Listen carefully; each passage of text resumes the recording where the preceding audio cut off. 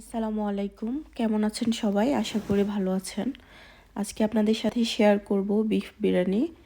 তো আমি এখানে গরুর মাংসগুলোকে কেটে ধুয়ে নিয়েছি, সাথে আলু, বিরিয়ানি মশলা, আলু বোখারা, তারপর পেঁয়াজ কুচি করে নিয়েছি এবং বাসমতি চাল ধুয়ে পানি ঝরিয়ে নিয়েছি।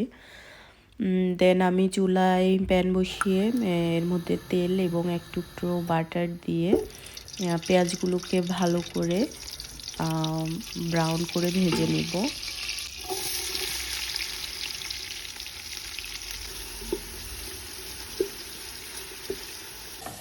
আমি পেঁয়াজগুলোকে মিডিয়াম আঁচে ব্রাউন করে ভেজে নিয়েছি। দেন এখান থেকে আমি অর্ধেক পেঁয়াজ বেরেস্তা উঠায় রাখবো পরে ব্যবহার করার জন্য। আর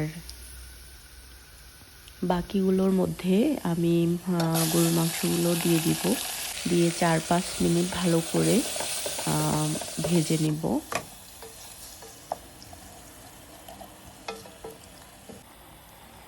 4-5 মিনিট পরে আমি এটার সাথে যে বিরিয়ানি মশলাটা ইউজ করতেছি সেটা পুরোটুকু দিয়ে দিব। তারপর সাথে আমি ঘরে থাকা আমার কিছু মশলা এটার সাথে দিব।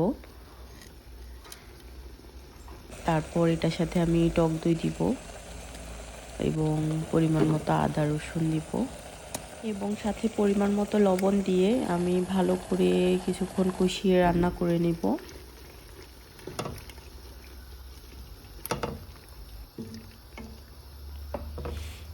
আমি কিছুক্ষণ পর পর ঢাকনা সরিয়ে ভালো করে নেড়ে চেড়ে রান্না করে নেব যেন নিচে লেগে না যায়।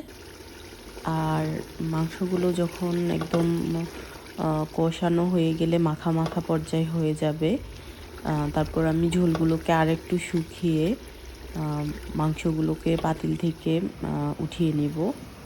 দেন এই পাতিলেই আমি চাল দিয়ে বাকিটুকু রান্না করে নিব। এই পর্যায়ে আমি মাংসগুলোকে উঠিয়ে নিলাম। উঠিয়ে নিয়ে ওই পাতিলে আমি ধুয়ে রাখা চালগুলোকে দিয়ে কিছুক্ষণ ভেজে নিব পাতিলে এই মশলার ভিতরেই। কয়েক মিনিট ভেজে নিয়ে আমি এটার সাথে গরম পানি অ্যাড করব। চালগুলো একদম ঝরঝরে হয়ে যাবে যখন, এই পর্যায়ে আমি গরম পানি অ্যাড করব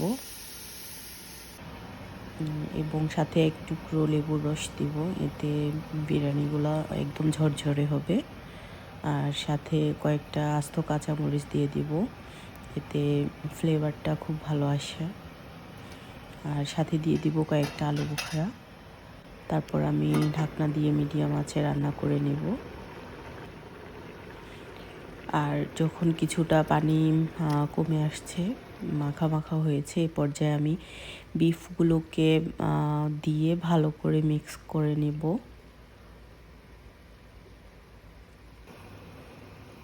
ভালো করে মিক্স করে আমি এর ভিতরে কয়েক টুকরো বাটার এবং আমি যে প্রথমে পেঁয়াজ বেরেস্তা রেখেছি বাকি পেঁয়াজ বেরেস্তাগুলো এটার সাথে দিয়ে ঢাকনা দিয়ে দমে কিছুক্ষণ রান্না করে নিব। আমি চুলার আঁচটা একদম লো করে দিয়ে ঢাকনা দিয়ে কিছুক্ষণ রান্না করে নিব। দেন আমার রান্না হয়ে গেছে। আমার রান্না অলমোস্ট শেষ। এ পর্যায়ে বিরিয়ানিগুলো আমরা পরিবেশন করব। আপনাদের কেমন লেগেছে জানাতে পারেন। ঘরে থাকা উপকরণ দিয়ে খুব সহজে বিফ বিরিয়ানি। তো ভালো থাকবেন সবাই।